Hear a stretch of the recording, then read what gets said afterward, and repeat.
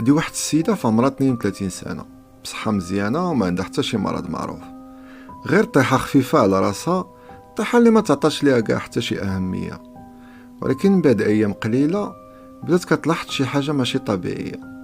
كانت كتشوف في الدار ديالها رجال وعيالات واقفين وكيشوفوا فيها، ما كيهضروش ولكن غير كيتفرجوا.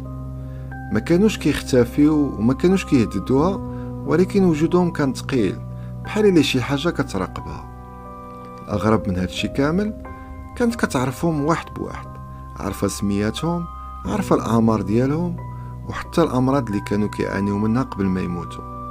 مشات عند طبيب نفسي وتشخصات حالتها على انها هلوسه ناتجه عن صدمه في الراس. ولكن ملي داروا ليها تحاليل الدم وفحوصات عصبيه، بانت تغيرات دقيقه ما كتدخلش بسهوله في داك التشخيص. طبيب اخر قال ليها بهدوء الدماغ ديالك راه ولا كيعالج المعلومات بطريقه مختلفه وكيشوف اشياء ما خصوش يوصل ليها. وقبل ما تبدا اي علاج قال جمله خلات الاطباء ساكتين. هاد الناس كانوا مرضى تعالجوا هنا في هاد السبيطار نفسه قبل ما نجي انا. عجيبه لا؟ واش الدماغ يقدر يلتقط شي ذاكره ماشي ديالو؟ ولا صدمه في الراس فتحت باب طبي مازال ما فهموش؟